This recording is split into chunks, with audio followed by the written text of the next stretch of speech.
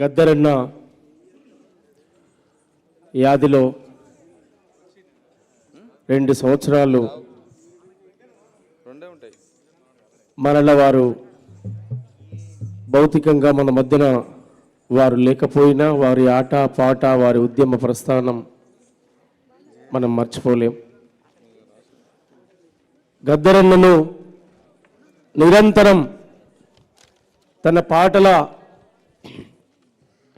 ప్రవాహాన్ని, పాటల యొక్క సునామీని, అది కోట్లాది మంది ప్రజల గుండెల్లో కొలువై ఉన్నటువంటి గద్దరన్న నాలో ఉన్నాడు, నీలో ఉన్నాడు, మనందరిలో ఉన్నాడు, ఈ పంచభూతాల్లో దాగి ఉన్నాడు, ఈ సృష్టిలో గద్దరన్న ఇమిడి ఉన్నాడు, సిరిమల్లె చెట్టు కింద లచ్చువమ్మ గొంతులో ఉన్నాడు, ఒరిసేళ్ళు అడిగిన రైతన్న చెమట చుక్కల్లో ఉన్నాడు.